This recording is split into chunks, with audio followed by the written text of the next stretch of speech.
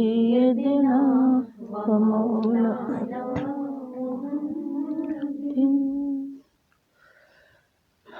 جی ربش اعوذ باللہ من الشیطان الرجیم بسم اللہ الرحمن الرحیم نحمد و نصلی علی رسولہ الکریم اما بعد وعن ابی ہریرہ رضی اللہ عنہ قال قال رسول اللہ صلی اللہ علیہ وسلم لما خلق اللہ الخلق كتب فی کتاب فهو عنده فوق العرش ان رحمتی تغلب غضبی وفی روایت غلبت غضبی وفی روایت سبقت غضبی متفق علیہ۔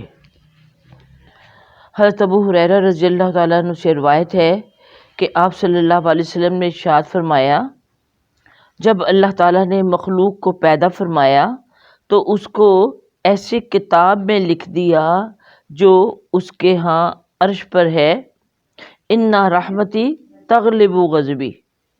کیا مطلب ہے کہ بے شک جی اس سے پچھلی تھی وہ نہیں پڑھی، 420 ہی کرنی تھی نا، 418 تک کی تھی۔ چلیے پھر وہ بعد میں پڑھ لیتے، ہم نے یہ 420 سے پڑھی ہے۔ چلو کوئی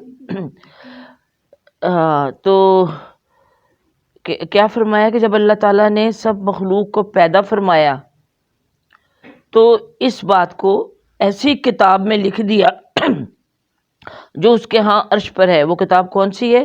لوح محفوظ۔ ہاں، اور اللہ تعالیٰ نے لکھ دیا، کتبہ لکھ دیا یعنی فیصلہ کر دیا، قلم سے نکل گیا، احکام جاری ہو گئے۔ کیا لکھ دیا اللہ نے؟ اِنَّ رحمتی تغلب غضبی، کہ میری رحمت جو ہے وہ میرے غضب پر اس نے غلبہ حاصل کر لیا، وہ چھا گئی۔ اور دوسری روایت میں غلبت غضبی۔ دیکھو یہ اتنے لفظ کا مطلب فرق ہو جاتا ہے، بات ایک ہی ہے، اس لیے وہ ساری چیزیں وہ لے کے آ جاتے ہیں جو بیان کرنے والے ہیں کہ کسی کے ذہن میں شک نہ رہے کہ لو جی وہاں تو میں نے یہ پڑھا تھا تو یہاں یہ آ گیا۔ معنی ایک ہی ہے، مطلب ایک ہی ہے۔ جس نے سنا، سننے والوں نے آگے جو بیان کیا، تو آپ دیکھیے وہی بات کہ ہم یہاں بیٹھ کے جو بھی باتیں کرتے ہیں، اب گھر جا کے ہر کوئی اپنے اپنے گھر والوں کو سنائے تو ہر ایک الفاظ میں فرق آ جاتا ہے، لیکن آپ وہ مفہوم جو ہوتا ہے، جو بات ہوتی ہے، وہ کنوے کر دیتے ہیں۔ ٹھیک ہے، تو اس طرح احادیث کے اندر الفاظ کا اگر فرق آ جائے تو اس کا یہ مطلب نہیں ہوتا کہ اب یہ درست نہیں ہے۔ یہاں انہوں نے اینڈ میں لکھ بھی دیا متفق علیہ۔ متفق علیہ کون سی حدیث سے ہوتی ہے؟ جو بخاری اور مسلم میں دونوں کا اتفاق ہو۔ اور تیسری روایت میں ہے سبقت غضبی، یعنی میری رحمت میرے غضب پر غالب ہے۔ بات ایک ہی ہے، الفاظ کا تھوڑا سا فرق آ گیا۔ یہ ہوتا ہے نبی کریم صلی اللہ علیہ وسلم نے 3 واقعے پہ لوگوں نے پوچھا یا خود ہی آپ نے بتایا، تو بتانے میں الفاظ کا فرق آ گیا، بات ایک ہی ہے۔ تو فرمایا کہ میری رحمت میرے غضب پر غالب ہے، یا سبقت والی ہے کہ سبقت کرنے والی ہے، کہ رحمت جو ہے میری، یعنی آگے پڑھیں گے رحمت کے بارے میں مزید احادیث۔ تو آپ کو معلوم ہے کہ یہ جو باب ہم پڑھ رہے ہیں اس کا پھر سے عنوان میں آپ سے پوچھتی ہوں، کیا ہے؟ اللہ تعالیٰ سے امید۔ اللہ تعالیٰ ہمیں امید دلا رہا ہے۔ اب کیا امید دلا رہا ہے؟ کہ میری رحمت جو ہے میرے غضب پر چھائیے۔ ہاں، تو اس لیے کل بھی ہم بات کر رہے تھے کہ اللہ کے لیے ہمیں ڈرنے کا لفظ استعمال نہیں کرنا چاہیے۔ ہاں کہ کہ اللہ سے ڈرو، اللہ کے غضب سے بچنے کا، یعنی 99 حصے رحمت کے اور ایک حصہ یعنی اس کا غضب کا ہے، اور وہ 100 حصے جو ہے، یعنی وہ غضب کا تو الگ، وہ رحمت کے بھی 100 حصے، کہ اس نے 99 حصے اپنے پاس رکھے ہوئے اور ایک حصہ پوری مخلوق میں بانٹا ہوا۔ تو پھر 99 اور ایک کی نسبت کیا ہے؟ دیکھیے ذرا کتنا فرق، اور اتنا رحیم ہے وہ۔ اور کہیں وہ کہہ دیتا کہ میں 70 سگی ماؤں سے زیادہ رحمت والا ہوں، کہاں ایک ماں کہیں 70 مائیں۔ 70 کی تعداد عربی میں ان کے عربوں کے ہاں بہت زیادہ بڑی تعداد کو کہا جاتا ہے، اس لیے اکثر آپ دیکھتے ہیں 70 کا لفظ استعمال کیا جاتا ہے، عدد جو ہے 80 90 کا نہیں آپ کو، ہاں بہت، یا پھر 70 کے بعد 100 آ جاتا ہے۔ اس نبی صلی اللہ علیہ وسلم نے بھی کہا کہ میں دن میں 70 بار استغفار کرتا ہوں، پھر دوسری حدیث میں ہے کہ میں 100 بار استغفار کرتا ہوں، تو مطلب ہے بہت زیادہ کرتا ہوں۔ اچھا جی، یہ 419 نمبر ہماری حدیث مس ہو گئی، ہم اس کو پڑھ لیتے ہیں۔ حضرت عمر بن خطاب رضی اللہ تعالیٰ عنہ روایت کرتے ہیں کہ آپ صلی اللہ علیہ وسلم کے پاس کچھ قیدی آئے۔ ایک قیدی عورت دوڑتی پھرتی تھی، جب وہ ایک بچے کو قیدیوں میں پاتی تو اس کو پکڑتی، یعنی کسی بھی بچے کو قیدیوں میں دیکھتی تو اس کو پکڑتی، سینے سے چمٹاتی اور اس کو دودھ پلانے لگتی۔ مطلب اس کا اپنا دودھ پیتا بچہ بھی مس ہو گیا تھا، کہ گم گیا تھا، تو ماں کا وہ جو ممتا ہے اس کے اندر اتنی تڑپ تھی۔ اور آپ کو پتہ ہے کہ جب مائیں دودھ پلاتی ہیں تو کچھ عرصہ بچہ نہ پیے تو کس قدر تکلیف ہوتی ہے اس کے بریسٹ کے اندر، انگوجمنٹ ہو جاتی ہے، تو اس اور دودھ جب پلائے یا نکال دیے تو اس سے سکون مل جاتا ہے۔ ہاں جی، تو لگتا ہے اسی طرح کی کیفیت تھی اس عورت کی۔ تو اس کو جو بھی بچہ نظر آتا اس کو اٹھاتی اور ساتھ چمٹا لیتی اور دودھ پلانے لگتی۔ اب یہ چیز ایک اور بھی ظاہر کرتی ہے، ہم سوچتے ہیں نا کہ واقعی یہ دیکھیں کہ بھی کس طرح وہ پریپیئرڈ ہوتے تھے کہ اگر کسی قبیلے نے یا حملہ کر دیا تو ہمیں قیدی بنا لیا جائے گا، ہمارے بچے ہم سے جدا ہو جائیں گے، کسی کے پاس چلے جائیں گے، کتنا بھی پریپیئرڈ ہو، لیکن ماں کا دیکھیے جو حالت ہے کہ بچہ نہیں نظر آ رہا تو کس طرح تڑپ اس کے اندر ہے۔ تو وہ جو سلیوری کا دور تھا، غلامی کا، کس قدر وہ انسانیت کو وہی مطلب کچل دینے والا تھا۔ تو اللہ کا شکر ہے، اللہ کے رسول صلی اللہ علیہ وسلم آئے اور انہوں نے اس غلامی سے نجات عطا فرمائی۔ تو اب جب اس عورت کو اس طرح سے دیکھا تو رسول اللہ صلی اللہ علیہ وسلم نے فرمایا اپنے صحابہ کرام سے، تمہارا کیا خیال ہے کہ یہ عورت اپنے بچے کو آگ میں پھینک دے گی، یعنی پھینک سکتی ہے؟ جو جس کے اندر اتنی تڑپ ہے، فرض کرو اس کا بچہ مل جاتا ہے تو کیا اس کو اپنے ہاتھوں سے آگ میں پھینک دے گی؟ نہیں۔ تو صحابہ نے کہا کہ نہیں، اللہ کی قسم۔ تو آپ صلی اللہ علیہ وسلم نے فرمایا کہ اللہ تعالیٰ اپنے بندوں پر اس سے بہت بڑھ کر مہربان ہے۔ ہاں، اب اتنا مہربان دیکھیے اللہ تعالیٰ، ماں تو کیا اس نے جنم دیتی ہے اور اس سے اتنی محبت اس کو ہو جاتی ہے، اور اللہ کون ہے؟ جس نے ماں کے پیٹ میں اس کی تخلیق کی، اس کی ایک ایک چیز بنائی اپنے ہاتھوں کے ساتھ۔ دیکھیے آپ بھی کوئی کام اپنے ہاتھوں سے کرے، ایک ایک سٹیپ اس کا جو ہوتا ہے، تو آپ کو وہ کام کتنا پیارا ہے، میں نے اپنے ہاتھوں سے کیا ہے، میں نے سب کچھ خود ہی کیا ہے۔ ہاں، اس میں اس چیز کے ساتھ انسان کو لگن ہی اور ہوتی ہے۔ تو اللہ تعالیٰ نے جو ایک ایک اس کے اعضاء بنائے، اس کو نوک پلک سے سنوارا، اور پوری خالق الباری المصور، وہ مصور بھی ہے، اس کو کتنی محبت اپنے انسان سے۔ تو کہا کہ اللہ اس ماں سے بھی زیادہ اپنے بندوں کے لیے مہربان ہے۔ پھر اللہ نے دیکھی اس کے اتنی محبوب مخلوق ہے جس کے لیے اس نے کائنات کی ساری نعمتیں مہیا اس کو کر دی، یہ چاند سورج ستاروں سے لے کر، ہواؤں سے لے کر، اور ہواؤں کے اندر دیکھیے جو تناسب ہوتا ہے، کو آکسیجن، نائٹروجن، سب جو اس طرح کی، وہ کس طرح رکھا ہوا انسان کو کہ زندگی کو قائم رکھنے کے لیے یہ سارا انتظام اس نے کیا ہوا ہے۔ اس کو محبت نہیں ہوگی؟ پھر اس نے جو کچھ بھی پیدا کیا ہے، پھل پھول بیٹے، اگر کھانے پینے کی صرف چیزیں نہیں ہیں، اس کے اللہ تعالیٰ نے انسان کو اسٹیٹک سینس دیے، وہ کہتے ہیں جمالیاتی حس، کہ وہ انجوائے کرتا اچھی نظارے کو، اچھے نظارے دیے، اور خوراکیں اور پھول ایسے دیے کہ وہ خوش ہو جاتا دیکھ کے۔ اب پھولوں نے، اب کہیں باغ میں چلے جائیں یا کہیں پھول دیکھے تو آپ کو دل خواہ خوش ہو جاتا ہے ان کو دیکھ کے، نہ آپ نے ان کو کھانا ہے، نہ آپ کو بعض اوقات سونگھنے کی بھی فرصت ہی نہیں ملتی۔ کل بھی پرسوں آ رہے تھے تو وہ اب یہ نہر کے کنارے کتنا خوبصورت وہ سارا گیندے کے پھولوں کا بنایا ہوا ہے، ہاں کبھی وہ بنا دیتے ہیں، وہ جھنڈا بنا دیتے، تو دیکھ کے دل خوش ہو جاتا ہے۔ اور ایک ایک پھول کو دیکھیے اگر اٹھا کے تو اس کے اندر جو کلر سکیمنگ ہے، اللہ تعالیٰ نے کس طرح سے، یہ کس کے لیے؟ انسان کے لیے، انسان انجوائے کرے۔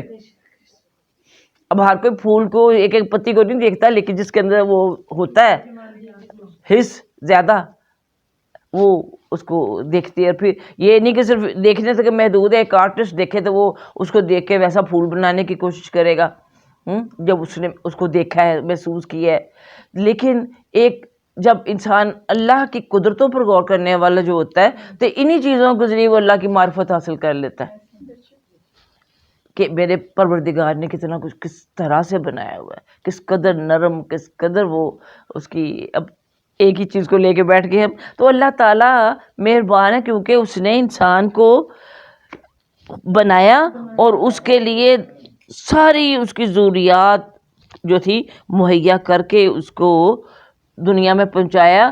اور یہ تو اس کی جو فزیکل بینگ ہے، اس کا جو یعنی طبعی وجود ہے، اس کے لیے اللہ نے اتنا کچھ کیا، لیکن اس کا جو روحانی وجود ہے اس کے لیے پھر اس کی مہربانی کی حد ہی کوئی نہیں کہ اس نے اپنے رسول بھیجے، رسولوں کے ذریعے اپنے تعلیمات، اپنے پیغامات انسانوں تک پہنچائے، کیونکہ انسان ہے تو اپنے آپ کو انسان ثابت کر سکے اور اپنی تخلیق کا جو مقصد ہے اس کو پورا کر سکے. دیکھیے نا، آج بھی اگر آپ کوئی ایسے پیرنٹس ہیں جو کہ اپنے بچوں کو بہترین اسکولوں میں وہ داخل کرواتے ہیں، بچے اتنے بڑے بڑے ہو جاتے ہیں لیکن ابھی تک ان کے لیے کوئی انہوں نے قرآن پڑھنے پڑھانے کا بندوبست نہیں کیا، تو آپ کیا اس کے پیرنٹس کے بارے میں سوچتے ہیں کہ یہ کیسا ہے؟ اس کو خیال ہی نہیں کہ روحانی تعلیم کا، کہ بچے کی یہ بھی ضرورت ہے، صرف یہی نہیں کھانا پینا پہننا. اور جو دیکھیے غیر مسلم تو غیر مسلمانوں کے ہاں بھی یہی کچھ ہوتا چلا جا رہا ہے، اور وہ ایک رسم کے طور پر ہم بچوں کو قرآن پڑھواتے ہیں اور بس پھر کبھی کھولا نہیں کھولا. کہیں قرآن خوانی کی محفلیں بھی ہوں، کوئی سالے سو تو عورتیں ہی بیٹھی ہوتی ہیں، مرد باہر بیٹھے گپے لگا رہے ہوتے ہیں اگر ہوں بھی، کہ تعزیت کوئی ہو جائے کہیں جانا پڑے تو ایسا ہی ہو رہا تھا. یعنی یہ پھر سارا محکمہ جو عورتوں کے سپرد کر دیا گیا، اور جن کو صحیح واقع پڑھنا بھی نہیں آتا. تو اللہ تعالیٰ کی مہربانی کہ اس نے پھر انسان کے لیے اس کی ہدایت کا بندوبست بھی فرمایا، اتنا مہربان ہے. تو آپ صلی اللہ علیہ وسلم نے فرمایا کہ اللہ تعالیٰ اپنے بندوں پر اس سے بہت بڑھ کر مہربان ہے. خواہ کوئی بندہ مومن ہو یا کافر ہو، سب کے لیے اس کی رحمت عام ہے، لیکن آخرت میں کس کے لیے؟ صرف مومنوں کے لیے. ہاں، خالصتاً یوم القیامہ. کہ یہاں دنیا میں تو طیبات میں رزق جو ہے وہ سب کو ملتے ہیں، لیکن آخرت میں صرف مومنوں کو ملیں گے. تو فرمایا کہ اللہ تعالیٰ اپنے بندوں پر اس سے بہت بڑھ کر مہربان ہے جتنی یہ ماں اپنے بچے پر مہربان ہے. ہاں جی، اب آ جائیے حدیث نمبر 421. وعنہ قال سمعت رسول اللہ. اب یہ بات پہلے 420 والی کا جو راوی تھے حضرت ابو ہریرہ رضی اللہ تعالیٰ عنہ تھے نا، اب انہی سے یہ اگلی حدیث بھی ہے، اس لیے یہاں ان کا نام لینے کی بجائے کہا وعنہ، کہ ان سے یہ بات بھی ہے. قال، انہوں نے کہا سمعت رسول اللہ، میں نے آپ صلی اللہ علیہ وسلم کو فرماتے ہوئے سنا کہ اللہ تعالیٰ نے اپنی رحمت کے 100 حصے کیے، 99 اپنے ہاں محفوظ کر لیے اور ایک حصہ زمین پر اتارا. اسی ایک حصے ہی کی وجہ سے مخلوق ایک دوسرے پر رحم کھاتی ہے، یہاں تک کہ جانور بھی اپنا خر یا کھر کہتے ہیں عام طور پہ، اپنا کھر جو اس کا پاؤں ہوتا ہے اپنے بچے سے اس ڈر سے ہٹا لیتا ہے کہ اسے تکلیف نہ پہنچے. یعنی اللہ نے جانوروں کے اندر بھی یہ ممتا ڈال کے وہ جو رحمت ہے وہ بھیجی ہوئی ہے کہ میرے بچے کو تکلیف نہ آ جائے اگر اوپر اس کے ایک میرا پیر آ گیا تو. اور دیکھیے کس طرح چڑیوں کے بچے اب چو چو کر رہے تو کس طرح وہ آتی جاتی ان کے لیے خوراک کا بندوبست کرتی ہے، اور پھر اس کے بعد ان کو اڑنا سکھاتے ہیں، جو تیرنے والے ان کو تیرنا سکھاتے ہیں، اس کے بعد فارغ ہو جاتے ہیں. تو مغرب میں بھی یہی فیملی لائف جو ہو گئی ہے نا، کہ بچے بھی پیدا کرنے، بڑی ناز سے پالنے پڑھانے سارا کچھ کرنا. جب وہ 18 سال کے ہو گئے تو اب ان کو جاؤ جی جہاں جانا ہے. اب وہ ایک چائے کا کپ بھی پینا تو پہلے ماں کو پوچھ کے آئے گا کہ may I have a cup of tea with you. تو یعنی یہ پھر یہ ایک دم سے ان کے اندر وہ جانوروں والا آ جاتا ہے نا. اب جانوروں کو تو پتہ ہی نہیں ان کو گئے کہاں وہ، لیکن انسان کو اتنا پتہ ہے کہ میرے ہیں. لیکن تعلق نہیں کہ بھائی انڈیپینڈنٹ ہو گیا، ہم نے جو کرنا تھا تمہارے لیے کر لیا، اب ہم فارغ ہیں. اللہ قرآن میں فرماتا ہے کہ جانوروں کی وہ جو کلینز ان کے ہوتے ہیں، جو ان کے ہرڈز ہوتے ہیں، وہ سب ان کی فیملیز، ان کے ٹبر ہی ہوتے ہیں. ہاں اچھا. اور ایک اور روایت میں یہ الفاظ ہیں کہ اللہ تعالیٰ کی 100 رحمتیں ہیں، ان میں سے ایک رحمت کو جنات، انسانوں، چپایوں اور کیڑے مکوڑوں کے درمیان ہوتا ہے. یعنی کیڑے مکوڑوں کے درمیان بھی رحمت ہے، وہ بھی اپنے جو ہم جنس ہیں ان کے لیے. جس طرح بھی یہ بات کر رہی تھی کہ اللہ نے ہر ایک کی اپنے پورے وہ ایک وہ بنائے ہوئے کالونیز بناتے ہیں، ان کے اپنے ٹرائبز ہوتے ہیں، اس کے لحاظ سے وہ ایک دوسرے کا اپنوں کا خیال رکھتے ہیں. اس کے سبب ہی وہ آپس میں نرمی کرتے اور رحم کھاتے ہیں. کون؟ جانور. اور اسی کی وجہ سے وحشی جانور اپنے بچے پر مہربانی کرتا ہے، ورنہ کھا جائے اس کو. ہوتا تو وحشی جانور ہے، لیکن اس کے اندر بھی اپنے بچے کے لیے اللہ نے رحمت ڈالی ہوئی ہے. ہاں، اور 99 رحمتوں کو مؤخر کیا کہ باقی جو 99 رحمتیں، یعنی دنیا میں ایک رحمت کا سارا سلسلہ چل رہا ہے، انسانوں، جنوں، حیوانوں، پرندوں، سب کے اندر ایک حصہ. اتنی رحمت پھر بھی کتنی عام ہے پھر بھی، اور 99 اس نے اپنے پاس رکھی ہوئی. تناسب دیکھیے ان کا کہ اس کو مؤخر کر لی. کس لیے مؤخر کیا؟ اس کو ڈیلے کیا کس کے لیے؟ یعنی کہتے ہیں نا 99 سنبھال کے رکھی ہوئی ہیں، ایک دے دی. 99 سنبھال کے رکھی ہوئی کس کام کے لیے؟ ہاں، جس سے وہ قیامت کے دن اپنے بچوں پر رحم فرمائیں گے. ہاں جی، بتایا تھا نا کہ رحمان دنیا اور رحیم آخرت ہے. بالکل. رحمان دنیا، پتہ چلے گا رحمان میں تو جو کچھ کرنا تو اس نے ایک دم سے رحمت جوش میں آتی ہے اور کر دیتا ہے. انشاءاللہ اگلی کلاس میں ہماری جو قرآن کی وہ ہم نے کل چھوڑ دیے تھے نا، وہ بلکہ ٹائم بھی نہیں تھا، اسماء حسنہ کا جو ہے پورا گلدستہ، وہ انشاءاللہ میں وہ کہی تھی، میں کیا ڈیٹیل میں کرنا چاہتے ہو کہ مختصر؟ ہاں، تو پوری کلاس پہ انشاءاللہ جتنے اس کے اندر ہیں 14 غالباً ہیں. ہاں انشاءاللہ تعالی اس میں رحمان رحیم کا فرق بھی آ جائے گا. الرحمن الرحیم ملک القدوس. ہاں لیکن چلو پھر تو رحیم کو بھی ساتھ لے کے چلیں گے نا پھر. تو اچھا، تو اب اس کے جو باقی اس نے 99 ڈیلے کر کے اپنے پاس رکھی ہیں، ان کو اللہ تعالیٰ پھر قیامت کے دن اللہ انسان بخشش کے کا سامان کرے گا ان کے ساتھ. اس رحمت کے ذریعے دیکھیں نا، اب جو اتنا بھی ظالم ہے، اللہ کے احکام کی نافرمانی کرنے والا ہے، اس کی حدوں کو توڑنے والا ہے، پھر بھی آپ دیکھیے اس کو جہنم میں ڈبکی لگائی جائے گی، یا پھر اس کو جتنا اس کا ہے گناہ اتنا زیادہ اس کو ایک کسی کو ڈبکی اور کسی کو تو رہنا پڑے گا نا.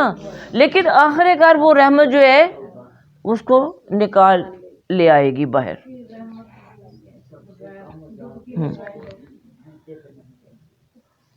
اچھا، تو اس طرح اب یہ ہے کہ اب بات سمجھنے کی یہ ہے کہ ہم بھی اسی بخشش پہ بار بار جو حدیث اس قسم کی آ رہی ہیں کہ اس اللہ کی بخشش پر اور 99 سے رحمت پر ہی تکیہ کر کے نہ بیٹھ جائیں.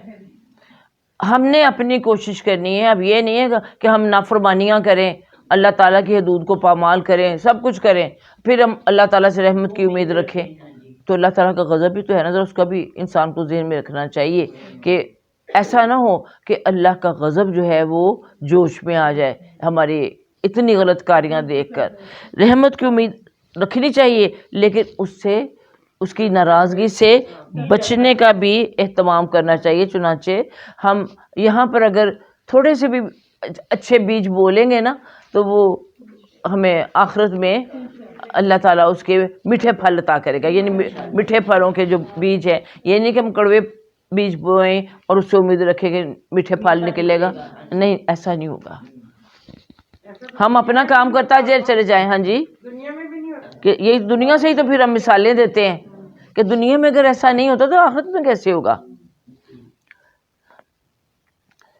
اچھا، اب پھر اسی کی آگے کنٹینیوشن ہے حدیث نمبر 421 کی، کہ مسلم کی وہ روایت جو سلمان فارسی رضی اللہ تعالی عنہ سے مروی ہے کہ اللہ تعالیٰ کی 100 رحمتیں ہیں، ان میں سے ایک رحمت کے سبب مخلوق ایک دوسرے پر رحم کرتی ہے، اور 99 رحمتیں قیامت کے دن کے لیے ہیں۔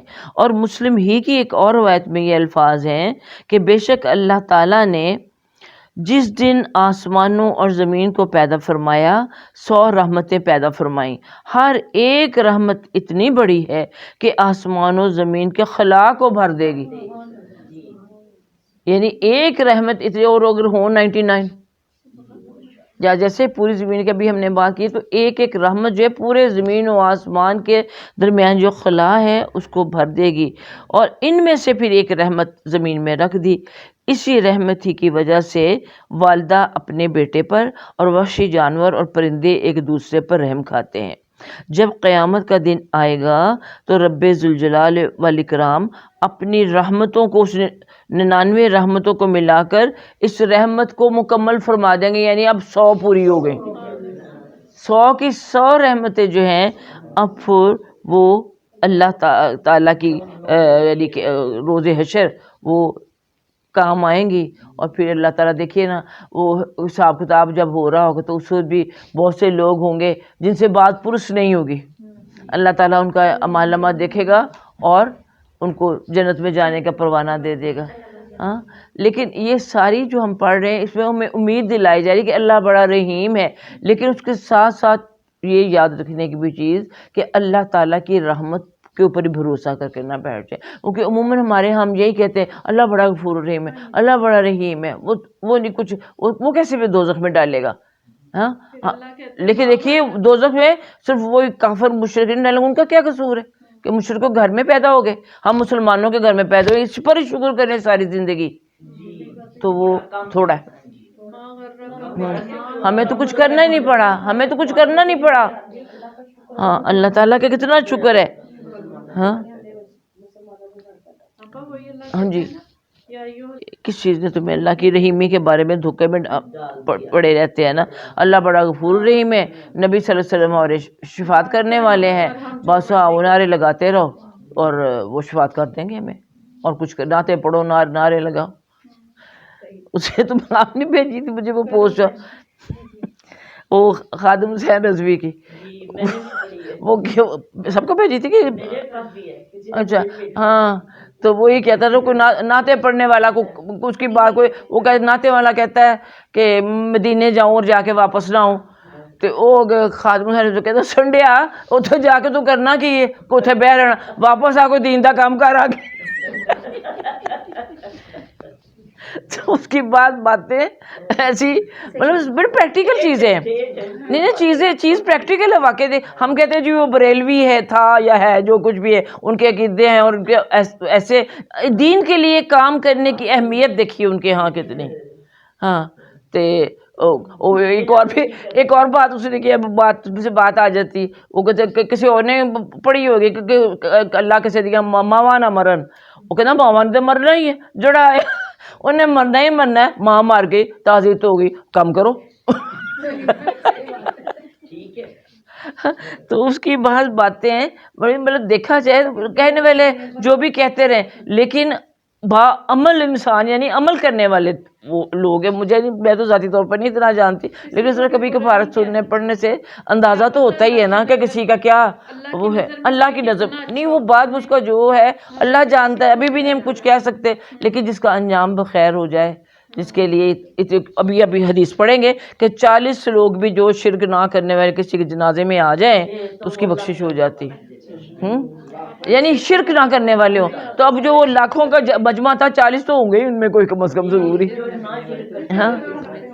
تو ہمیں بھی امید رکھنی چاہیے اللہ تعالیٰ ہمیں بھی ایسے عمل کرنے کی توفیق دے کہ کم از کم ہم شرک سے خود بھی بچیں، اور پھر ایسے لوگوں کی صحبت اختیار کریں جو شرک سے بچنے والے ہوں، ٹھیک ہے؟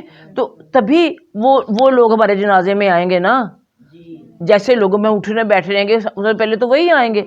ہم شرک سے بچتے ہیں، ایسے لوگوں کی محفلوں کو ہم ان میں حصہ لیتے ہیں، تو انہی لوگوں نے جنازہ پڑھنا ہے آگے۔ تو اللہ تعالیٰ ہمیں شرک کو صحیح طور پر سمجھنے کی توفیق دے اور اس پر عمل کرنے کی بھی توفیق عطا فرما دے۔ ہاں ہاں، اے دیکھو نا۔ اعوذ باللہ من الشیطان الرجیم۔ اچھا جی، تو ہم اب حدیث نمبر 422، یہ حدیث بھی ابو ہریرہ رضی اللہ تعالیٰ سے، سبحان اللہ، حضرت ابو ہریرہ غزوہ خیبر کے بعد اسلام لائے تھے 7 ہجری میں، اور حدیثیں ذرا دیکھیے ان کی، سب سے زیادہ تعداد ان کی، چپٹ گئے رسول پاک صلی اللہ علیہ وسلم سے، اور پھر ان کی اس لیے بھی زیادہ کہ جو آخر میں آپ نے عمل کیا نا وہ ان کے سامنے جو ہوئے اور وہی ہم تک وہ پہنچے۔ فقہ حنفی والے انہی کے زیادہ کرتے کہ جو وہ عمل، اگر 2 عمل ہے نا، کوئی عمل آپ نے پہلے کیا، ایک کچھ عرصہ بعد کیا، وہ اس پر عمل کرتے ہیں جو آپ نے بعد میں کیا، اور جو اہل حدیث ہیں وہ اس پر عمل کرتے ہیں جو آپ نے پہلے کام کیا۔ دیکھیے تھوڑے تھوڑے یہ فقہی اختلافات ہوتے ہیں، وہ اب کہتے ہیں جی وہ نماز ایسے پڑھتا ہے وہ ایسے پڑھتا ہے، کیوں؟ وہ اس طریقے پہ پڑھ رہے ان میں اور وہ اس پہ پڑھ رہے، پڑھی دونوں، رسول پاک صلی اللہ علیہ وسلم کے دونوں طرح سے پڑھی، جو چھوٹے چھوٹے اختلافات، تو یہ چیزیں ہیں، اس لیے نہ وہ ان کو کچھ کہے نہ وہ ان کو کچھ کہے، سیدھی جو بات ہے۔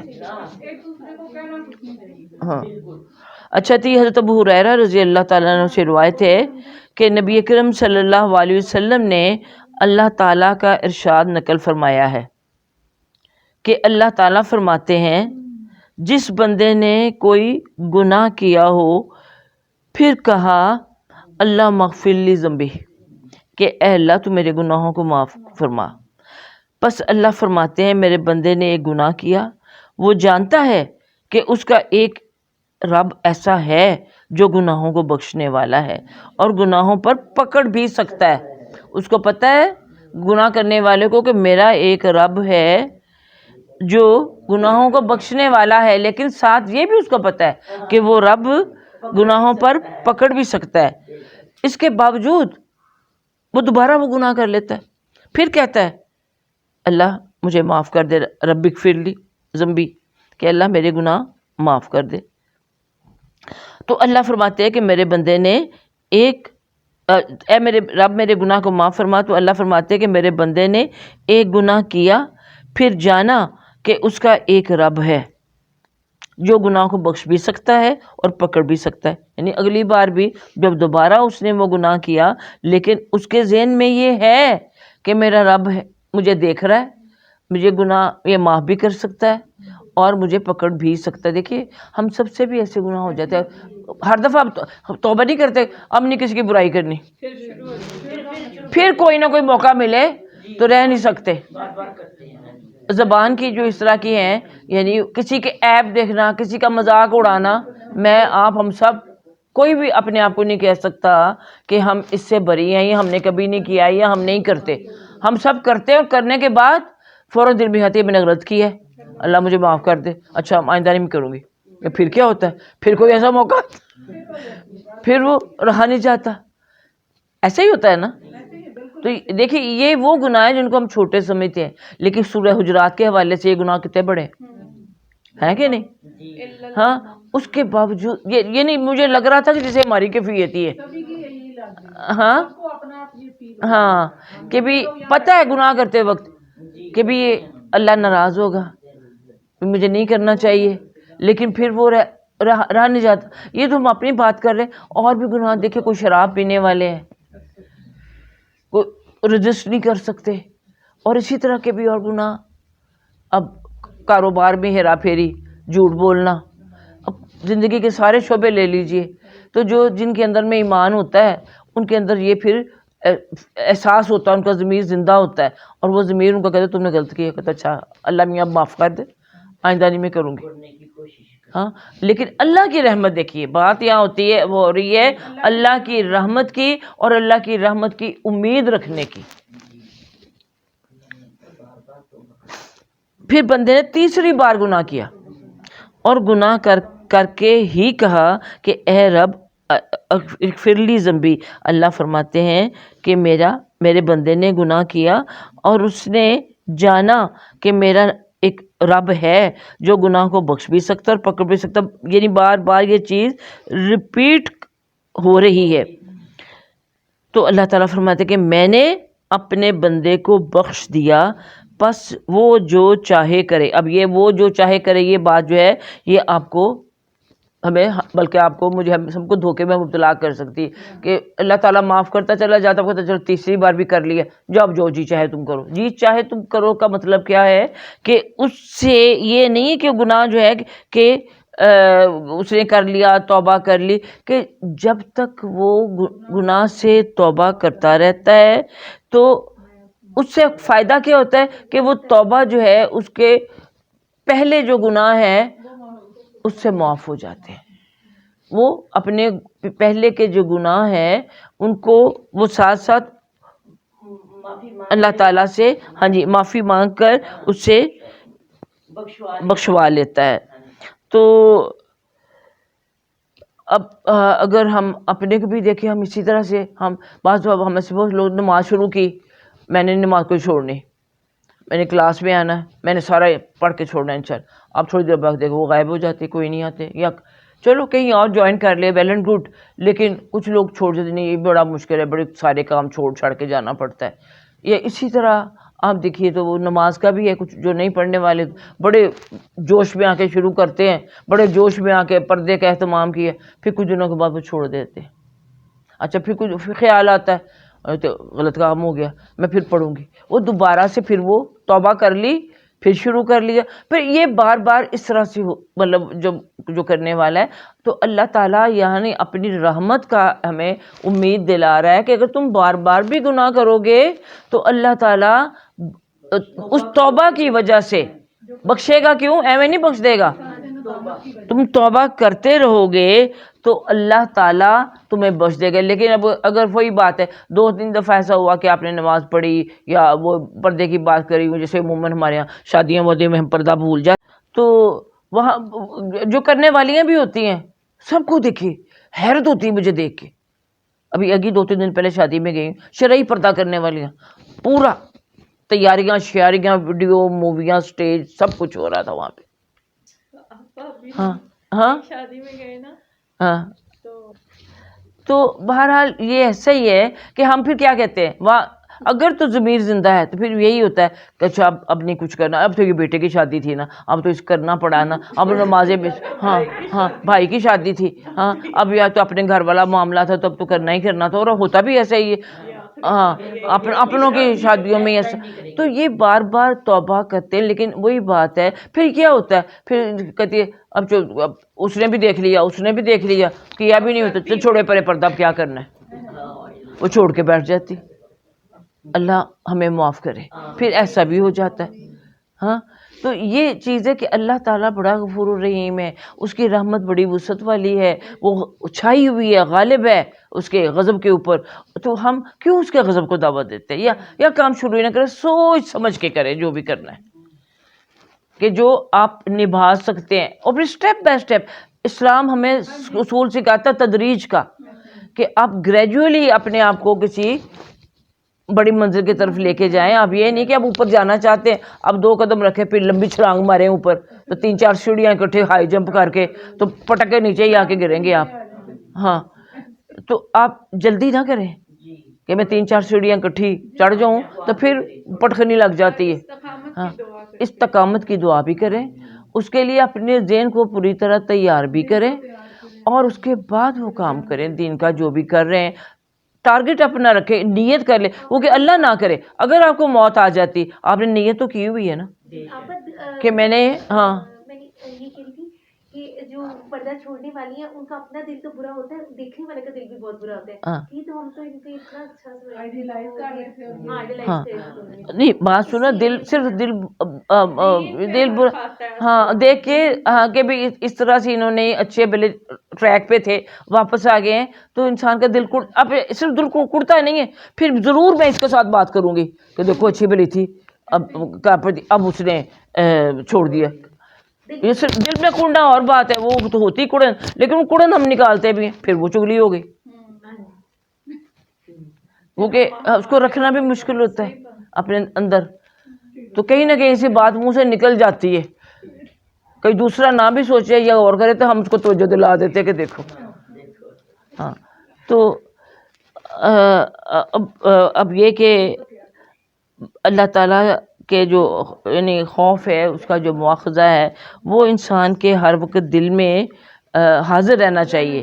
ہاں کہ اگر میں نے ایسے کیا. اور بعض اوقات ایسے بھی ہوتے انسان ہوتا ہے کہ اللہ تعالیٰ بڑی نعمتیں دے دیتا ہے ان کو, ان کی وجہ سے پھر ان کو لائف سٹائل ہی بدل جاتا ہے. ہر چیز ملنا جلنا, ایسے لوگوں سے موو کرنا, کوئی اپنا کہ جو دنیا دار ہیں, بعض اوقات رشتہ داریاں ایسے لوگوں میں ہو جاتی ہیں. بعض اوقات اللہ تعالیٰ دنیا میں وہ بڑے منصب عہدے دے دیتا ہے شوہروں کو یا باپوں کو, تو پھر وہ ساری فیملی کا سارا جو ہوتا ہے نا وہ دین سے ہٹ کے ہو جاتا ہے. اب ان کے گھروں میں پارٹیاں ہوں گی تو وہاں ضرور ڈرنک بھی سرو کیا جائے گا, بھلے وہ نہ پی, خود گھر والے نہ استعمال کریں, لیکن جو اب افسر آئے ہوئے ہیں جو آئے ہیں ان کی انٹرٹینمنٹ کے لیے تو یہ کرنا ہے. تو اس طرح سے بھی انسان دیکھیے کس طرح مبتلا ہو جاتا ہے. اور پھر وہ سوچے کہ نہیں اب یہ تو مجبوری ہے, اب نوکری بھی تو بحال رکھنی ہے نا, اب یہ تو پروٹوکول کا حصہ ہے. تو یہ چیزیں انسان ذہن میں لے آتا ہے. تو ہاں تو دیکھیے یہ احادیث جو ہے ہمیں کیسی کیسی چیزوں کی طرف توجہ دلا رہی ہیں. اور پڑھنے کا مقصد بھی یہی ہے تاکہ جہاں تک ہو سکے ہم اپنی اصلاح کریں. کسی کو بعض اوقات ہوتا ہے ہم بات جنرلی کر رہے ہوتے ہیں, کچھ لوگ اس کو پرسنلی بھی لے لیتے ہیں. پرسنلی کبھی کسی چیز کو نہیں لینا چاہیے اس کو. اور اگر انسان کے اندر کا کوئی چور ہے تو پھر وہ اس کو ہاں اس کو نکالے باہر. وہ کہتے ہیں نا ہر ایک کی بکل میں چور ہوتا ہے, کوئی نہ کوئی چھپا ہوا. تو بلے شاہ کے شعر ہے نا, کوئی بلی آ تری بکل دے وچ چور, تو بکلوں میں چور چھپائے بیٹھے ہوئے سارے ہم, اللہ ہمیں معاف کرے. اچھا جی, اگلی حدیث ہے 423. حضرت ابو ہریرہ رضی اللہ تعالیٰ عنہ ہی سے روایت ہے کہ آپ صلی اللہ علیہ وسلم نے ارشاد فرمایا, مجھے قسم ہے اس ذات کی جس کے قبضے میں میری جان ہے کہ اگر تم گناہ نہ کرو تو اللہ تعالیٰ تم کو مٹا کر ایسے لوگوں کو پیدا فرمائے گا جو گناہ کر کے اللہ سے معافی مانگیں گے اور ان کو اللہ معاف فرما دے گا. ہاں یہ پوائنٹ ہے, اس طرف آئے نا کہ اللہ کو معافی مانگنا, توبہ کرنا اتنا پسند ہے کہ وہ کہتا ہے کہ لوگ مجھ سے توبہ معافی مانگتے رہیں, توبہ کرتے رہیں, میں بخشتا رہوں. اب اس سے بھی یہ نہ ہم لے لیں ہاں کہ اس کا بھی الٹ بانی بھی کہ اللہ تو بڑا مہربان ہے, اسے تو کھلی چھٹی دے دی ہے ہاں کہ ہم گناہ کرتے رہیں اور معافی مانگتے رہیں. ہاں تو پھر دیکھیے اس میں بھی پھر ایسا ہو جاتا ہے نا انسان پھر عادی ہو جاتا ہے وہ اس گناہ کا. ہاں بعض اوقات مطلب اب فرض کریں ایک دن آپ کی فجر کی نماز کے لیے آنکھ نہیں کھلی, تو آپ روتے ہیں, اللہ کو بڑا عمل پسند آتا ہے. اب پھر آپ کی مس ہو جاتی ہے, پھر شیطان کہتا ہے چلو ٹھہر کے سو ہی رہو, ابھی چاشتے کے وقت تک پڑھ لینا. ہاں اچھا پھر آپ اس پہ ذرا سوئے رہتے ہیں. شیطان بہکاتا ہے نا کہ ایک دفعہ کہ یہ اٹھے گی روئے گی, اس کو تو نماز پڑھنے سے زیادہ ثواب آئے گا, ہاں مل جائے گا, چلو سوئی رہو. پھر ایک دفعہ دو دفعہ, اب تو آپ پھر شیطان دل میں لاتا ہے کوئی بات نہیں اب ہو ہی جاتی, تمہیں رات کو تم دیر سے سوتی ہو, نہیں اٹھا جاتا, دوائیاں لیتی ہو, یہ کرتی ہو, اب اس وقت ہی جب اٹھے پڑھ لیے کرو, گنجائش ہے نا. تو ہم کہاں گئے؟ ہاں وہ سارا شیطان بھی ساتھ ہی ہمارے ہوتا ہے. تو صرف اللہ تعالیٰ سے کی رحمت کی امید اپنی جگہ ہے, اور ہم یہ سوچ رہے کہ اللہ تو بڑا غفور الرحیم ہے. پھر وہ کہتا ہے انسان ڈھیٹ ہو جاتا ہے, پھر نہ اس کو رونا آتا ہے نہ وہ معافی مانگتا ہے, پھر وہ روٹین بن جاتی ہے, پھر اس کی روٹین بن جاتی ہے. تو اب یہ نہیں کہ گناہ کرنے کی ہمیں اب کھلی چھٹی مل گئی ہے, ایسا نہیں ہے. حضرت ابو ایوب خالد بن زید رضی اللہ تعالیٰ عنہ سے روایت ہے کہ میں نے رسول اللہ صلی اللہ علیہ وسلم کو فرماتے سنا کہ اگر تم گناہ نہ کرتے تو اللہ ایسی مخلوق کو پیدا فرماتے جو گناہ کر کے استغفار کرتے. پھر اسی کی جو پہلے آپ نے پڑھی ہے اس کی تقریباً الفاظ کے مختلف ہیں, ریپیٹیشن ہے. بس میں یہ سوچتی ہوں کہ اس طرح جو ریپیٹیشن والی تھی پھر بیچ میں سے اسکپ کر دیا, ہاں چھوڑ دیا کروں تاکہ جلدی اور آگے بڑھ جائے. چلیے 425. حضرت ابو ہریرہ رضی اللہ عنہ سے روایت ہے کہ ہم رسول اللہ صلی اللہ علیہ وسلم کے پاس ایک جماعت میں بیٹھے تھے جن میں ابو بکر اور عمر رضی اللہ تعالیٰ عنہما جیسے لوگ بھی موجود تھے، یعنی کافی سارے صحابہ ہوں گے۔ رسول اللہ صلی اللہ علیہ وسلم ہمارے درمیان سے اٹھ کر تشریف لے گئے اور واپسی میں دیر کر دی، یعنی سب لوگ موجود ہیں اور رسول پاک صلی اللہ علیہ وسلم اٹھے اور تشریف لے گئے اور مطلب اللہ تعالیٰ کہ کافی دیر تک واپس نہ آئے اور واپسی میں دیر کر دی۔ تو اب صحابہ کرام کو کہتے ہیں کہ ہمیں، یہ حضرت ابو ہریرہ کہہ رہے ہیں کہ ہمیں خطرہ ہوا کہ ہماری غیر موجودگی میں آپ صلی اللہ علیہ وسلم کو کوئی تکلیف نہ پہنچی ہو، کہ آپ کس غرض کے لیے اٹھ کے گئے تھے، خدا نہ خواستہ کسی مشکل میں یا کوئی تکلیف میں یا کوئی انسان مبتلا ہو جائے۔ دیکھیے نا، ہم میں سے بھی یہ بعض اوقات ایسا ہوتا ہے کہ ہم اکیلے ہیں یا اٹھ کے گئے ہیں اور گئے، اللہ نہ کرے کو گر جاتا ہے، ہمارے جیسے بوڑھے لوگوں کو تو ایسا ہی بھی ہو سکتا ہے۔ بعض دفعہ بڑا ڈر لگ رہا ہوتا ہے کہ بچے اپنی اپنی جگہ ہوتے ہیں کہ میں یہیں بیٹھی مجھے کچھ ہو گیا، یہ گر گیا تو یہاں تو کوئی اٹھانے والا بھی نہیں، تو ہمارے پیچھے کون سوچے گا کہ وہ جا کے دیکھوں گری تو نہیں پڑی ہوئی ماں کی۔ ہاں، تو اب صحابہ کرام کو یہ تشویش ہوئی کہ کہیں ان کو کوئی تکلیف تو نہیں، کوئی کسی مشکل میں تو نہیں۔ یہ نہیں ہوتا جو ہم جیسے ہوتے ہم کہتے لو کب کی گئی، جب فرض کرو میں اٹھ کے چلی جاتی ہوں کہیں تو میں 10-15 منٹ آدھا گھنٹہ نہیں واپس آتی، تو آپ کیا کریں گی؟ آپ نہیں، آپ باتیں کریں گی، اتنی دیر ہوگی پتہ نہیں کہاں چلی گئی، ابھی تک آئی نہیں ہے، اتنا وقت ہمارا لگ گیا۔ ایسا بھی ہو سکتا ہے، تو ایسا بھی ہو سکتا ہے، اور یہ بھی سوچ ہو سکتی ہے، یعنی آپ کو اچھا اب یہاں تو آپ گھر میں ہے نا، آپ کسی کلاس روم میں کسی جگہ پہ کوئی ایسا کوئی ہو رہا ہے، کوئی آپ اٹھ کے چلے جاتی ہے، کوئی بھی آپ کا جو امیر محفل ہے، کسی بھی طرح کی وہ محفل ہو سکتی ہے، تو آپ اس کے پیچھے تو نہیں جائیں گے، آپ کو اچھا نہیں لگے گا اس کے گھر میں آپ چلتی پھرے رہیں، یا جس ادارے میں ہے وہاں پر آپ اس طرح گھومتی پھریں اور ڈھونڈتی پھریں۔ تو اب وہی تصور ذرا کریں نا اپنے آپ کو۔ اب صحابہ کرام اب اٹھ کے نہیں گئے، لیکن ان کو فکر لگ گئی کہ خیر تو ہے، وہ واپس کیوں نہیں آئے۔ بس ہم گھبرا کر اٹھے تو سب سے پہلے گھبرانے والا میں ہی تھا، حضرت ابو ہریرہ رضی اللہ تعالیٰ عنہ۔ میں آپ صلی اللہ علیہ وسلم کو تلاش کرنے کے لیے نکلا، یہاں تک کہ انصار کے ایک باغ میں پہنچا۔ اب دیکھیں رسول پاک صلی اللہ علیہ وسلم بھی بتائے ہوئے ہیں، اس کا مطلب ہے کہ جو امیر محفل ہوتا ہے وہ اگر اس طرح سے وہ چلا بھی جائے اور جا کے اس کو کوئی بات یاد آ گئی، کوئی کام ان کو یاد آ گیا، وہ ذرا دیر کے لیے اٹھیں گے ہیں، وہاں جا کے ٹائم لگے، بعد میں انسان بھول ہی جاتا ہے کہ بھی میں کس کام سے کدھر گئی تھی، یا کسی نے اگلے نے انوالو کر لیا۔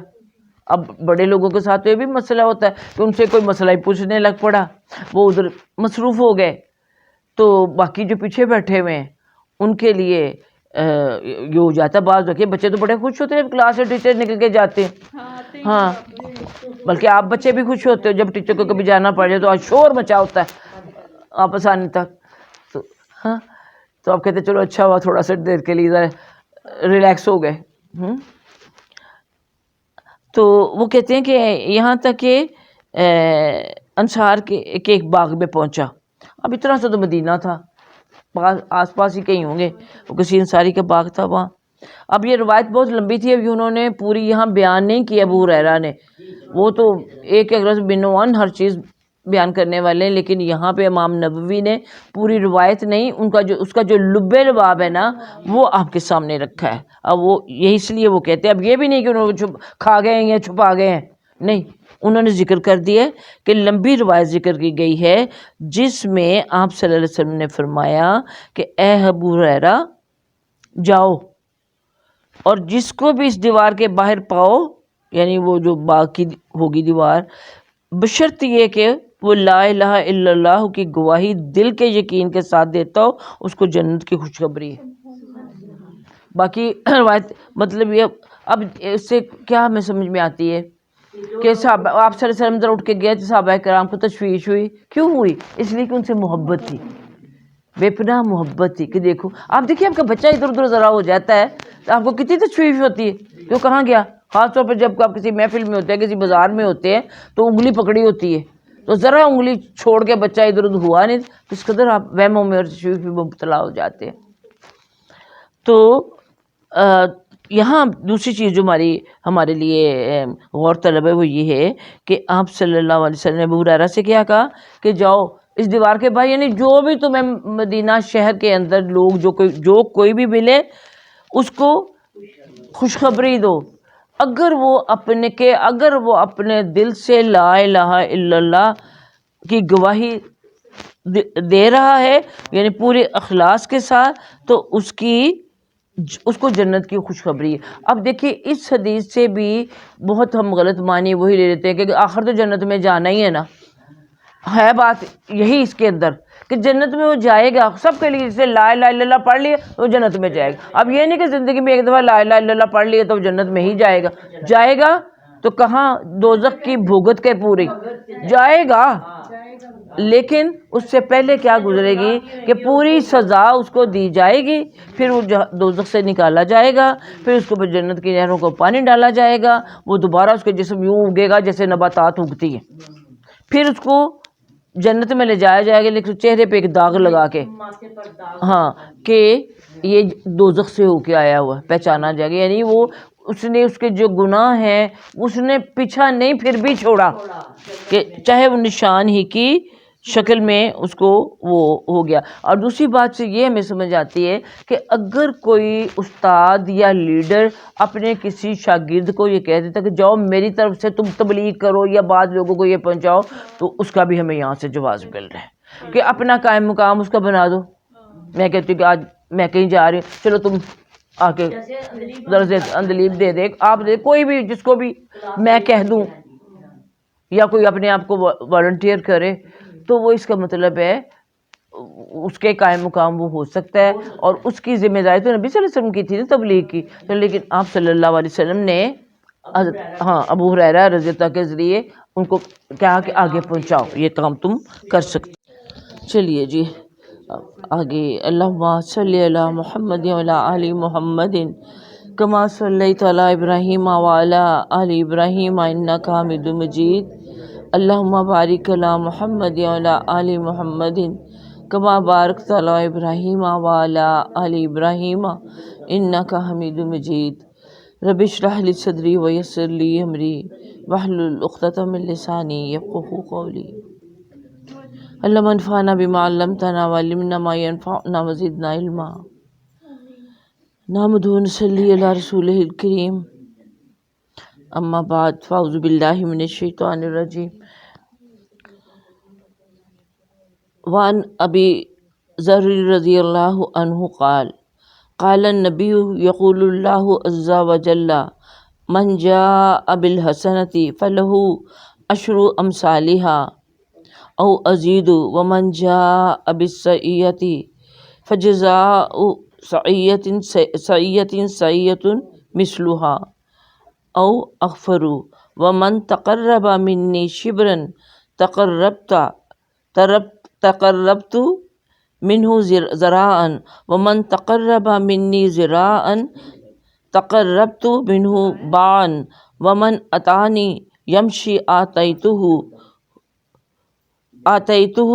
حرولۃ ومن لقینی بقراب الارض خطیئۃ لا یشرک بی شیئا لقیتہ بمثلہا مغفرۃ، رواہ مسلم۔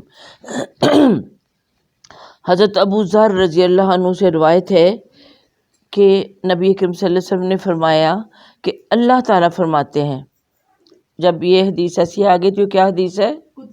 حدیث قدسی، کہ نبی صلی اللہ علیہ وسلم نے فرمایا کہ اللہ تعالیٰ فرماتے ہیں، یعنی اللہ تعالیٰ نے نبی صلی اللہ علیہ وسلم کو وحی خفی کے طور پر یہ چیز الہام کی۔ ہم نے بہت دفعہ یہ حدیث پڑھتے رہتے ہیں لیکن ہم سب کو پتہ نہیں تھا کہ یہ حدیث قدسی ہے، اس کو غور نہیں کیا۔ ہاں،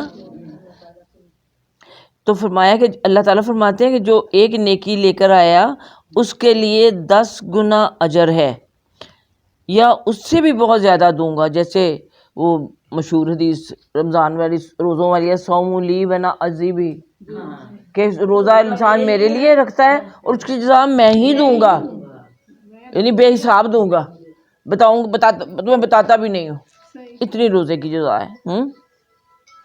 تو ویسے بھی آپ کو پتہ ہے کہ منیمم یہاں بیان کیا گیا ہے 10 گنا، تو قرآن میں بھی یہی کہا گیا ہے. وہ جو ساری مثال آتی ہے ایک بیج بونے کی اور اس میں سے 7 بالیں نکلی، ہر بال میں 100 دانے لگے، تو وہ ہے کہ منیمم اجر 10 گنا، میکسیمم قرآن اور حدیث کی روح سے 700. اور پھر اللہ تعالیٰ فرماتے ہیں کہ اس سے بھی زیادہ میں دے سکتا ہوں. اور جو برائی لے کر آیا، کسی نے برا کام کیا تو برائی کا بدلہ اس کی مثل سے ہوگا، یعنی اتنا ہی، اور اس کو بخش دوں گا. یعنی ایک برائی لے کے آئی، یہ نہیں وہ ایک برائی کی بجائے 10 برائیاں اس کی گنی جائیں، برائی ایک گنی جائے گی، یا پھر اللہ تعالیٰ اپنی رحمت کو معاف کر دے گا. اور جو مجھ سے ایک بالشت کے برابر قریب ہوگا، میں اس سے ایک ہاتھ قریب ہوں گا. اب دیکھیے بالشت کس کو کہتے ہیں؟ ہماری یہ گیٹھ جو ہوتی ہے، ہاں، جو میرے اتنے قریب ہوگا تھوڑا سا، میں ایک ہاتھ، اب آپ کہیں گے کہ ہاتھ تو پھر چھوٹا ہے، نہیں ہاتھ، ہاں ہاتھ کہتے ہیں وہ عربی میں ذرا گز کو بھی کہتے ہیں. اور آپ کو پتہ ہے ہم لوگ پتہ نہیں آپ میں سے کرتے ہیں کہ گز ناپنے کے لیے وہ یہ والا ذرا ہے پورا بازو یہاں تک، ہاں، کہ جو میرے ایک بالشت آئے گا، اور ہم ایکچولی گٹھوں سے اور گز بنا کے ان کے اسی طرح ناپتے ہیں. میں تو ابھی تک یہی کرتی ہوں. ہاں آپ بھی کرتے ہیں کہ نہیں؟ کہ مجھے فوراً پتہ چل جاتا کہ پانچا کتنا ہے دوپٹہ. ہاں ہاں. تو اس طرح سے وہ اللہ تعالیٰ کہتے جو ایک بالشت میری طرف آئے گا، میں اس کی طرف ایک ہاتھ قریب ہوں گا، اور جو مجھ سے ایک ہاتھ قریب ہوگا، وہی ذرا، میں اس سے 2 ہاتھ قریب ہوں گا. اور جو میرے پاس چل کر آئے گا، میں اس کی طرف دوڑتا ہوا آؤں گا. اب یہ نہیں چلنا دوڑنا یہ سب چیزیں کیا ہیں، ہاں، یعنی ہاں کہ جو میری طرف خوشی سے شوق سے وہ چل کے آئے گا تو میں بھی دوڑ کے آؤں گا اس کی طرف. یعنی میں اس کی طرف اپنی رحمت کا دریا بہا دوں گا، جیسے اتنی رحمت کروں گا. کوئی چل کے تو دیکھے، اس راستے کو اختیار تو کر کے دیکھے. ہاں، تو میں اس کی طرف دوڑتا ہوا آؤں گا. اور جو میرے پاس زمین بھر برائی لائے گا، یعنی اتنی برائیاں جتنی زمین بھر، یعنی زمین میں جتنی ہوں، کہ زمین کوئی چھوٹی سی ہے. اور اللہ تعالیٰ لیکن یہ اتنی برائیاں لائے کہ زمین بھر برائیاں، لیکن برائیوں کے باوجود اس نے اگر اللہ تعالیٰ کے ساتھ کسی کو شریک، اگر وہ کسی اللہ تعالیٰ کے ساتھ کسی کو شریک نہ ٹھہراتا ہوگا تو میں اس سے اسی قدر بخشش سے ملوں گا کہ زمین بھر جو گناہ ہیں وہ بھی میں معاف کر کے اس کو ملوں گا. ہاں، لیکن یہ اللہ کون کہہ رہے اپنے معاملے میں، کہ میرے ساتھ جو کوئی شریک نہیں ٹھہرائے گا تو میں اس کو بخش بھی سکتا ہوں، میں پورے گناہ بخش دوں گا. لیکن اس سے کیا پتہ چلتا ہے؟ حقوق العباد جو ہیں، بندوں کے جو حقوق ہیں وہ اللہ نے نہیں معاف کرنے، وہ بندے ہی کریں گے. اس لیے دنیا میں ہی ہم بھی ابھی ہیں، کسی کے ساتھ کوئی زیادتی کی بار بار اس کا ذکر آتا ہے تو ہمیں چاہیے کہ اس کی تلافی کریں کہ کسی کے پیسے مارے ہوئے ہیں، ہاں، کوئی بھی اس طرح سے کوئی بھی امانت میں خیانت کی، کچھ بھی کیا، تو جس کے ساتھ ایسا کیا تو اس کو وہ دے کے اس سے معافی مانگ کے اس کو دے دی جائے. یہ اس کو کہتے ہیں تلافی. اور معافی کی جو چیزوں کی ہوتی ہے کہ اب وہ بندہ فرض کریں دنیا سے چلا ہی گیا ہے، اب تلافی اس کو یا اس کے وارثوں کو دے دے اگر اس طرح کی کوئی چیز ہے. اور اگر دیکھیے چیزوں سے زیادہ، پیسوں سے زیادہ ہم کسی کے ساتھ اگر کسی کو دکھ دیتے ہیں نا تو اپنی زبان سے دیتے ہیں. تو زبان سے کسی کو تانے دیے، کسی کو تہمت لگائی، کوئی کسی کے ساتھ کوئی غیبت کرتے رہے، عموماً یہی بڑا گناہ ہوتا. تو یہ جب تک اسے معاف نہ کرائیں جس کی آپ غیبت کرتے رہے، آپ غیبت کا آپ کو معاملہ تو آپ کو پتہ ہے کہ اب یہ نہیں ہے کہ اب آپ اس کو نہیں پتہ اور آپ جا کے اس کو کہہ کہ میں نے تیری غیبت کی تو مجھے معاف کر دے. نہیں، اگر نہیں پتہ خاموش رہیں، ٹھیک ہے. اگر اس تک بات پہنچ بھی جاتی کہ فلانی یہ تیرے متعلق یہ کہا ہے، اگر نہیں پہنچی ہوئی، آپ کو پورا یقین اور آپ کو ویسے ہی وہ کھلے دل سے مل رہی ہے تو اس کا مطلب کیا ہے؟ اس کو نہیں پتہ، پھر اس کو رہنے دے. لیکن یہ ہے کہ اس کے لیے جب معافی مانگے، اس کے لیے بھی اللہ سے بخشش مانگے. اب آپ کے اوپر یہ واجب ہو گیا، جو دنیا سے چلا گیا ہے اس کا بھی اگر آپ نے کچھ اس کی معافی تلافی نہیں کی تھی تو اللہ تعالیٰ سے اس کی بخشش کی دعا مسلسل مانگتے رہیے. ٹھیک ہے، چاہے وہ ظاہر آپ غیبت کرتے ہیں، برائی کرتے ہیں، یعنی جو بندہ اچھا نہیں لگتا اور اب جو دنیا سے چلا گیا اگر تو آپ کے دل کے اندر وسعت ہے اور آپ نے اس کو معاف کر دیا ہے، لیکن اگر ابھی تک آپ کو کانوں میں اس کی آوازیں یا اس کی نے جو آپ کو تکلیفیں دی تھی وہ موجود ہیں تو بڑا مشکل ہے پھر بھی معاف کرنا. لیکن معاف کرتے رہے، جب وہ دنیا سے چلا گیا اس کا معاملہ اللہ کے سپرد ہو گیا. جب اللہ کا ہاں توبہ ہوتا ہے تو معاف کرنا آسان ہاں اور آپا لوگ تکلیفیں انسانوں کو دیتے ہیں. اب یہ نہیں کہ آپ نے بالکل صحیح بات کہی نا، وہی بات ابھی سمجھی جو ہم کر رہے ہیں وہ یہی ہے کہ آپ تکلیفیں تو لوگوں کو دیتے ہیں اور پھر معافی مانگنے کے بعد ہی لوگوں سے نہیں معافی مانگ اللہ سے کہتے ہیں. اگر دل میں خیال آ بھی جائے تو کہ اللہ تعالیٰ تو اسے معاف کر دے یا مجھے معاف کر، بلکہ اس کو کیا مجھے معاف کر دے، اس کے لیے کیا مانگنی، مجھے معاف کر دے، میں اس کے ساتھ ایسا کرتی رہی ہوں. ہاں نہیں دیکھیے اپنے ایکسپیرینسز بھی شیئر کرنے ہوتے ہیں نا. بھی اچھا جی اگلی حدیث جو ہے نا ابھی یہی چل رہی تو وہ پھر اس پہ ہے پر اس اچھا حدیث کے وہ تو آگے انہوں نے معنی لکھے ہوئے ہیں کہ اس کی تھوڑی سی تشریح بھی بعض اوقات وہ بتا دیتے ہیں. ہاں تو مطلب اس کی تشریح میں لکھا ہوا ہے کہ جو شخص بھی اللہ کی طرف پیش قدمی کرتا ہے تو اللہ اس کو اپنا مقصود حاصل کرنے کے لیے زیادہ محنت نہیں کرنی پڑتی پھر، کیونکہ اللہ جب قریب ہو جاتا ہے تو وہ نیکی کا کام جو کرنا چاہتا ہے یا جو وہ کر رہا ہے اس میں برکت ہو جاتی ہے اور وہ کام اللہ کے قرب کی وجہ سے جلدی یعنی اور خیر و خوبی کے ساتھ وہ انجام پاتا ہے. اچھا اور یعنی اس کے معنی انہوں نے کیے، کبھی یہ بھی آپ بھی پڑھ لیا کریں نیچے سے، کبھی تھوڑی سی تشریح کی ضرورت پڑے، ورنہ جو آپ کو اپنا کوئی حاشیے میں کوئی بات لکھنی ہو تو وہ لکھ لیں تاکہ یہ آپ کی ریکارڈ میں رہے. اور یہ لکھ لینی چاہیے دلیپ، آپ تو خاص طور پہ لکھو، کل انشاءاللہ آپ نے پڑھانی ہے یہ.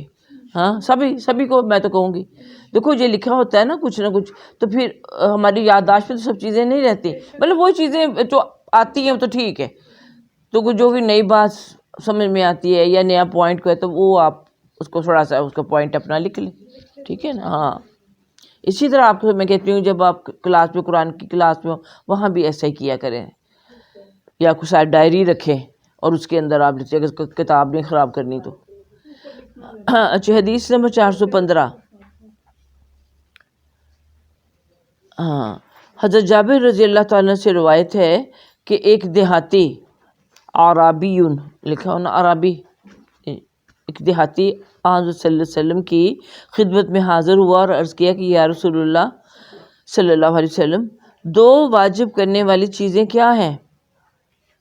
آپ نے ارشاد فرمایا جو شخص اس حال میں مرے کہ وہ اللہ تعالیٰ کے ساتھ کسی کو شریک نہ ٹھہراتا ہو وہ جنت میں جائے گا. اب دیکھیے یہاں آپ دیکھتے ہیں کہ آپ ہمیشہ ذہن میں رکھا کریں کہ اس جو باب ہم پڑھ رہے ہوتے ہیں اس کا ٹاپک کیا ہے. اس کو ٹاپک کیا تھا؟ اللہ تعالیٰ سے امید، اللہ تعالیٰ سے امید رکھنا. اب اللہ تعالیٰ دیکھیے ان حدیثوں میں ہمیں امید دلا رہے ہیں نبی کریم صلی اللہ علیہ وسلم کہ اللہ سے امید رکھو، وہ گناہ بخشنے والا ہے، مایوس نہ ہو جاؤ. سمجھ آئی بات؟ تو اس لیے اس حوالے سے یہ حدیثیں آ رہی ہیں، بغیر ٹاپک کے نہیں آ رہی. تو اب یہاں اس حدیث میں بھی جب دیہاتی نے آ کر پوچھا کہ یا رسول اللہ 2 واجب کرنے والی چیزیں کیا ہیں، تو آپ صلی اللہ علیہ وسلم ارشاد فرمایا نمبر 1 کہ جو شخص اس حال میں رہے کہ اللہ تعالیٰ کے ساتھ کسی کو شریک نہ ٹھہرتا اور آخر وقت تک، یعنی وہ مومن بھی ہو موحد بھی ہو تو وہ جنت میں جائے گا. یعنی اب پھر دیکھیے یہ اللہ کے حقوق کی، صرف اللہ اپنے حقوق کی بات کر رہا ہے، اللہ کے حقوق کی بات ہے کہ جو اللہ کے ساتھ کسی کو شریک نہ ٹھہراتا ہو آخر وقت تک وہ جنت میں اس حال میں مرے وہ جنت میں جائے گا. اور دیکھیے یہ اس کو تو چیز واجب کر دیتی ہے, اللہ کے ساتھ شریک نہیں ٹھہرایا, باقی جتنے بھی گناہ اس نے کیے ہوئے اللہ جنت میں بھیج دے گا, اس کے لیے وہ ہے. لیکن اگر اس نے وہی بات جب ہم پہلی حدیث میں کر رہے تھے کہ بندوں کے حقوق مارے ہوئے ہیں, ان کے ساتھ زیادتی کی معافی تلافی بھی نہیں کی ہوئی, اب اللہ تعالیٰ کیا کرے گا کہ اس کو جہنم کی سزا دے گا, جہنم میں داخل کرے گا اور آخر کار اس میں سے نکال لے گا اور جنت میں داخل کر دے گا. کہ ایک دفعہ بھی زندگی میں کہ لا الہ الا اللہ پڑھا ہوا ہے اور اللہ کے ساتھ کسی کو شریک نہیں ٹھہرایا ہوا تو جنت میں تو جانا ہی جانا ہے. لیکن جانا کس حال میں ہے؟ دوزخ میں سے سزا بھگت کے. تو یہ اس لیے بہت ہمیں وہ امید بھی تو ہے, لیکن اتنا خوش بھی نہیں ہونا چاہیے کہ بھی ہم ایسے چلے جائیں گے جنت میں. اور کچھ لوگ بڑے ڈھیٹ قسم کے ہوتے ہیں, وہ کہہ بھی دیتے ہیں کہ کوئی بات نہیں, جہنم میں اگر تھوڑی دیر بھگت جانا, یہاں تو مزے کرو, ہاں دیکھی جائے گی وہاں. اس کا ٹاپک ہے اللہ سے امید. اللہ سے امید ہے نا. دیکھیے کتنے بھی گناہ کر لیں, اگر اللہ ہمیں معاف کر دے, اگر تو ہم نے اللہ سے معافی بھی مانگ لی, توبہ کر لی, اس کے بندوں کے بھی جہاں حقوق کی حق تلفی کی تھی, ہاں اللہ تعالیٰ کے ساتھ کسی کو شریک نہیں کرایا, ہاں کسی بھی لحاظ سے. دیکھیں اصل بات یہ ہے, شریک کرنا یہ نہیں ہوتا کہ اللہ تعالیٰ کے ساتھ کہتے ہیں بتوں کی پوجا کر رہے ہیں, قبروں کی پوجا کر رہے ہیں, یا بندوں کی درختوں کی کر رہے ہیں, یا آگ کی کر رہے ہیں. نہیں, وہ اپنی جگہ شریک اللہ تعالیٰ کی ذات میں. یہ ہوتا ہے اللہ کی ذات میں شریک. یہ 4 چیزیں ہوتی ہیں نا, اللہ کی ذات میں, نمبر 2 اللہ کی صفات میں. کسی کو اللہ جیسا دینے والا سمجھ لینا کہ وہ بھی وہاب ہے, وہ انداتا ہے, جیسے ہم کہہ دیتے ہیں, یہ بھی شرک ہے. نمبر 3 اللہ تعالیٰ کے حقوق میں کسی شریک, اللہ کا حق ہے کہ اس کے آگے سجدہ کریں, اس سے دعائیں مانگیں. اگر ہم بندوں سے دعائیں مانگتے ہیں, دوسروں کے آگے سجدہ کرتے ہیں, تو یہ اللہ کی حق تلفی ہو گئی. اسی طرح چوتھی چیز ہے اللہ کے اختیارات میں کسی کو شریک کرنا. وہ چیز کیا ہے کہ آپ سمجھے کہ فلاں بندہ, فلاں پیر, فلاں بزرگ, فلاں وہ سارے ہمارے بگڑے کام سنوار سکتے ہیں.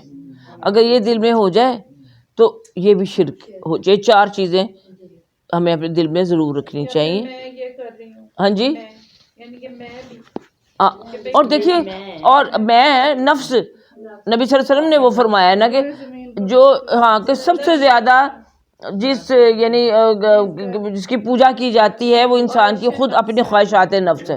جو میرا دل چاہتا ہے میں وہ کروں. میرا دل چاہتا ہے میں گرم ہو کر رضائی میں پڑی رہوں, اذان کی آواز آتی رہے. میرا دل چاہتا ہے کہ میں حرام کی جو ہے, ہاں